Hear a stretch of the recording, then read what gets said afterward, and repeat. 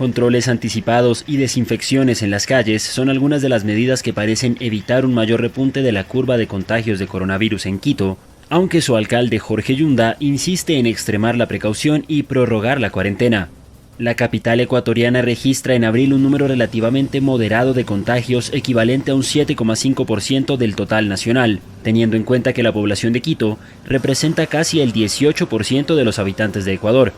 Sin embargo, ante la intención del gobierno de pasar el 4 de mayo del aislamiento al distanciamiento para reactivar la economía, el alcalde pide tener en cuenta las recomendaciones de la Organización Mundial de la Salud sobre los riesgos de un levantamiento prematuro del confinamiento. Como autoridades estamos tomando todas las medidas, muchas de esas medidas que jamás me hubiese imaginado, como cerrar mercados, como cerrar ferias libres, medidas como las de decomisar los productos a las personas que están en esa actividad, pero todo esto responde a una necesidad de frenar el número de contagiados en la ciudad capital. Yunda considera necesario blindar el sistema de salud y prefiere precaución máxima, dado que por su tamaño el distrito correría mayores riesgos de contagio. Es por esto que el alcalde quiteño ha sido desde el principio de los más estrictos en el cumplimiento de las normativas de emergencia, y unas horas después de declarar el presidente Lenín Moreno el estado de excepción el pasado 16 de marzo, aplicó la suspensión generalizada del uso del espacio público en toda la ciudad. También impuso numerosos controles policiales dentro y fuera de la urbe, decretó el cierre de comercios no autorizados y la prohibición de ventas ambulantes, así como el uso obligatorio de guantes y mascarilla. La capital ecuatoriana también ha desinfectado cerca de 40.000 vehículos y más de 1.000 kilómetros de vías y ha habilitado 25 kilómetros de ciclovías para alentar a la población a salir en bicicleta. En general, el aumento contenido de casos ha jugado a favor de la capital, con medidas adicionales como la instalación de un centro hospitalario de emergencia para unos 200 pacientes en el centro del Bicentenario y una morgue con capacidad hasta para 250 cadáveres. Además, el municipio de Quito y los organismos estatales, con ayuda del sector privado, han repartido hasta ahora más de 100.000 kits de comida y el alcalde ha prometido que comprará 500.000 más para aguantar una prórroga del estado de excepción hasta el 31 de mayo.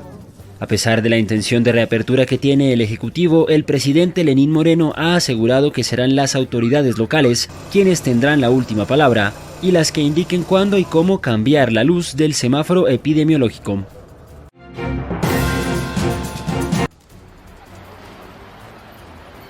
Unos 400 bolivianos montaron un campamento improvisado en las afueras del consulado de su país en Santiago, impedidos de regresar por el cierre de fronteras a causa del coronavirus.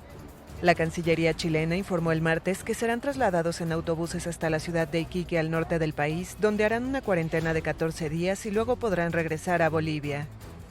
El Estado de Bolivia debiera flexibilizar su política de frontera cerrada, porque está objetivamente perjudicando a sus connacionales. Ahora Chile tiene que hacer un esfuerzo de no discriminación. La mayoría de los bolivianos viajó a Chile a principios de año para trabajar en labores temporales de recolección de frutas en la zona central del país. Tú puedes ver, son personas que no están a la distancia de 1 metro para evitar la propagación del coronavirus, no tienen alcohol gel, no tienen guantes. Sin baños ni acceso a agua potable, el lugar era un potencial foco de contagio de enfermedades. Aquí toda la gente pasó la noche aquí, el frío y todo eso, pero ni modo que aguantar nomás el frío, creo. No hay nadie, algo que nos diga por lo menos esto es, o esto hagan o esto es así, pero no hay nadie. Hasta ahorita no tenemos nada de respuesta.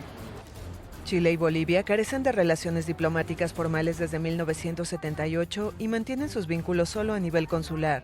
La semana pasada, otros 450 bolivianos lograron retornar a su país después de terminar una cuarentena en un albergue de la ciudad de Iquique.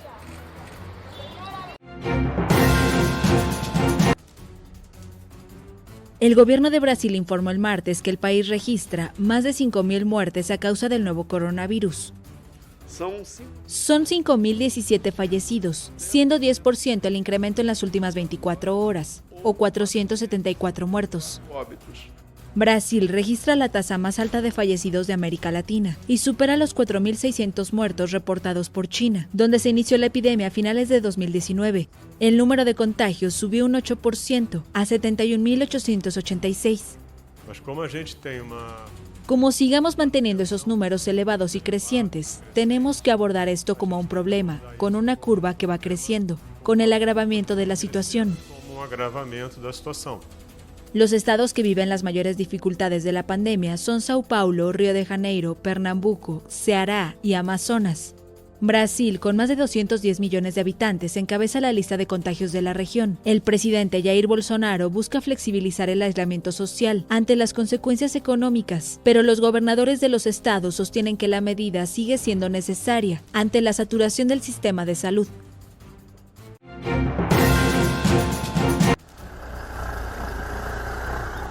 Protesta en la cárcel peruana del Lurigancho el martes en Lima. Los presos piden que se les den los medicamentos que les llevan sus familiares. Una de las demandas es que nos permitan como familiares pasar medicamentos. El día viernes yo he venido con mi mamá, con mi hermana, a pasar medicamentos y no nos han hecho pasar medicamentos. Nos han cobrado 20 soles para pasar mascarillas, eucalipto, entre otras cosas, pero los medicamentos no han llegado. También quieren que se atiendan los posibles casos de COVID-19. Mi hermano actualmente ha perdido el sentido del gusto, sentido del olfato, se encuentran con fiebre, hay varios compañeros, se habla de un muerto el día de ayer. Igual como su pabellón, el pabellón 10, hay diferentes pabellones. La protesta duró un par de horas en el penal más poblado del país, ubicado al norte de Lima. Alberga más de 10.000 reos y tiene capacidad para 2.500. Más nadie, ellos están condenados a una sentencia, más no a la muerte acá. Le pedimos por favor misericordia por ellos. Por otro lado, el martes se informó del aumento del número de muertos, tras el motín ocurrido en la prisión Castro Castro, al este de Lima. Ayer lo han disparado en este motín que hubo, lo han disparado, lo han herido de bala y lo han dejado con la bala dentro y han muerto de hemorragia porque no hay atención adentro. 9 personas han fallecido y 67 resultaron heridas entre reclusos y policías. El motín se originó tras el deceso de 2 internos por el nuevo coronavirus. Los presos piden libertad ante el temor de contagiarse. El gobierno peruano anunció la semana pasada que indultará a unos 3.000 de ellos en situación vulnerable por el coronavirus. Castro Castro alberga 5.500 internos, aunque tiene solo capacidad para 1.140.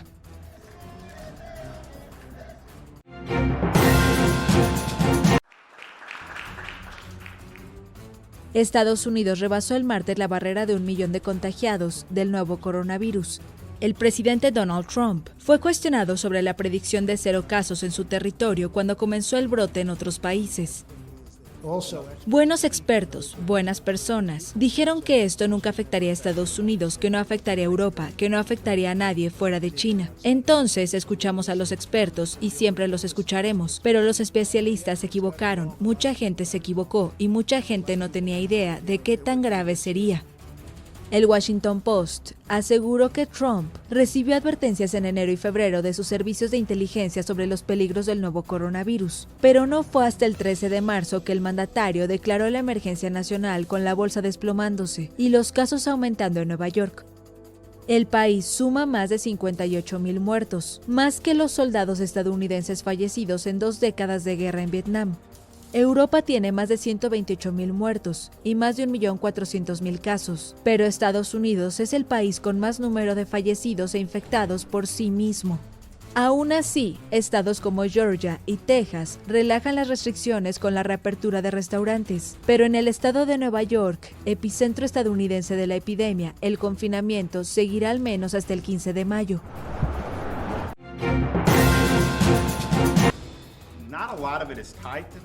El presidente de Estados Unidos, Donald Trump, dijo el martes que considera una orden para que las personas que lleguen de vuelos internacionales sean sometidas a exámenes del nuevo coronavirus, y puso énfasis en Brasil. Trump afirmó que está discutiendo el tema con los gobernadores estatales, pero sobre todo con el de Florida, principal destino de los vuelos de América Latina. Veremos, pero probablemente lo hagamos. Brasil tiene un brote, como saben, y también fueron en sentido diferente a otros países de Sudamérica. Si ven la tabla, verán lo que le pasará desafortunadamente para Brasil. Estamos vigilándolo muy de cerca y estamos en coordinación con otros gobernadores, pero en particular con Ron. Trump afirmó que se analiza si se hará control de temperatura y también examen de COVID-19. Estados Unidos ha impuesto ya restricciones a los viajes desde Europa y China, como una medida para frenar la expansión del virus, que ya ha causado la muerte de más de 58.000 estadounidenses.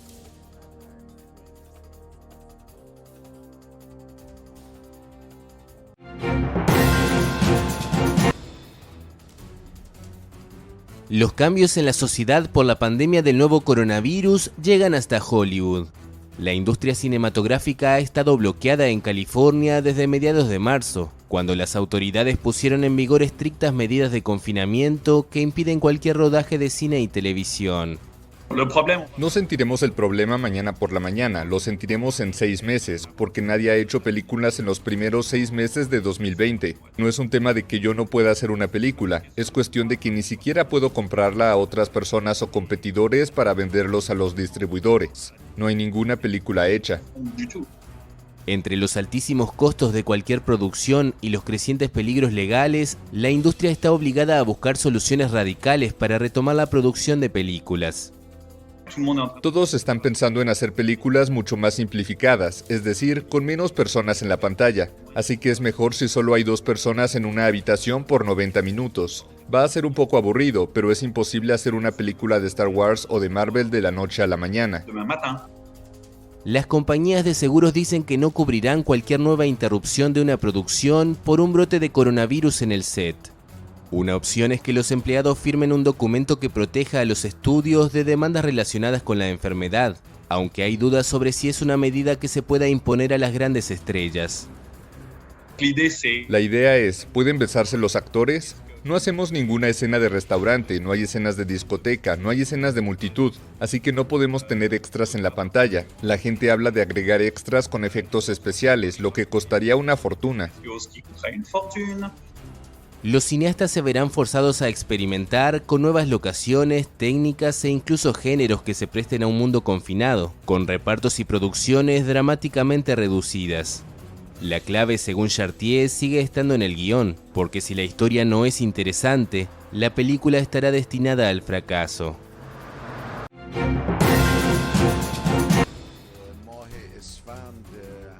El presidente de Irán, Hassan Rouhani, pidió el miércoles a Estados Unidos que deje de conspirar contra la República Islámica.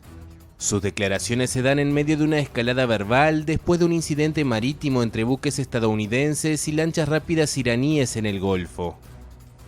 No deberían conspirar constantemente contra la nación iraní.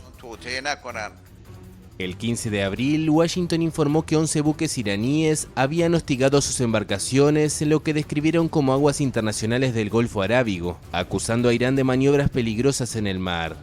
El presidente estadounidense Donald Trump dijo que ordenó a la Marina derribar y destruir cualquier embarcación iraní que acose a sus barcos en el mar. Los estadounidenses deben saber que este golfo se llama el Golfo Pérsico, no el Golfo de Nueva York ni el Golfo de Washington.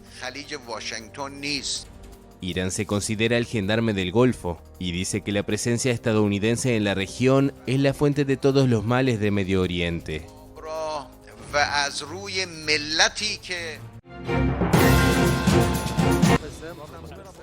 Uno tras otro, los gobiernos europeos están poniendo sobre la mesa sus planes de desescalada para llegar a la que se ha dado en llamar la nueva normalidad. En todos los casos prima la prudencia para evitar una segunda oleada de la pandemia que podría ser aún peor. Francia empezará a reabrir el 11 de mayo, pero lo hará de forma muy gradual y adaptándose a la situación en cada territorio. Es más, el primer ministro Édouard Philippe advierte de que el desconfinamiento se pospondrá si no se mantiene el descenso en el número de contagios.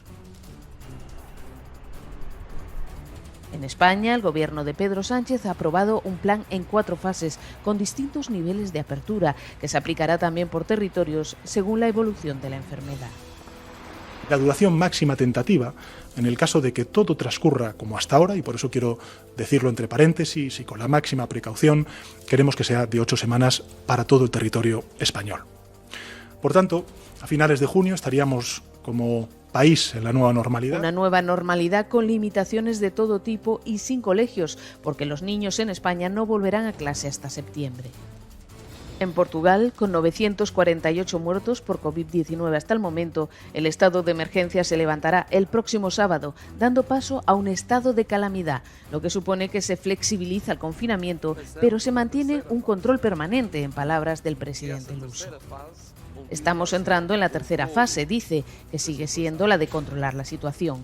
La tercera fase no puede ser vista como normal y estabilizadora, no, sigue siendo una fase de control de la situación, pero con una reanudación o una apertura gradual. En Grecia, la fecha clave es el 4 de mayo, cuando parte de los comercios volverán a abrir. El resto lo hará a lo largo del mes. No obstante, se mantienen las restricciones a los desplazamientos, pues los griegos no podrán salir de su región de residencia. El sur de Europa observa con atención la evolución en países como Alemania, donde los comercios llevan más de una semana abiertos. No obstante, aún es demasiado pronto para saber si, pese a la reapertura, el coronavirus sigue bajo control. Abrir los patios de los colegios para que niños y niñas puedan socializar. Es el plan que está estudiando el gobierno italiano de cara a los campamentos previstos para este verano. Una medida urgente, ya que a partir de mayo se prevé que, debido a las primeras medidas de desescalada, unos 4,5 millones de italianos vuelvan al trabajo. Algunos medios apuntan que estos campamentos deberán respetar las reglas de distanciamiento social tanto como sea posible. Por esta razón, la primera hipótesis es que estarán divididos en grupos pequeños y no podrán comer juntos. Eso sí, los monitores tendrán que demostrar que han dado negativo al virus y los espacios utilizados se deberán desinfectar varias veces al día. Adiós al actor indio Irfan Khan. La estrella de Bollywood, que padecía un cáncer raro diagnosticado en 2018, había sido ingresado esta semana en el hospital de Bombay por una infección de colon. Nacido en 1967 en el estado de Rajasthan, Khan comenzó su carrera en la década de 1980. Fue muy elogiado por su papel casi sin diálogos en The Warrior de 2001, una adaptación de un cuento tradicional japonés por el realizador británico Asif Kapadia. Pero en 2008 su rostro se hizo mundialmente conocido por su rol como inspector de policía en Slumdog Millionaire de Danny Boyle, película que ganó 8 premios Oscar. En los años siguientes, Khan fue aclamado por la crítica por sus papeles en la premiada Life of Pi en 2012 del taiwanés Ang Lee o The Lunchbox en 2013. El actor continuó su carrera en Estados Unidos interpretando personajes en varias películas, como en The Amazing Spider-Man, Jurassic World o Inferno. A su muerte tenía 53 años.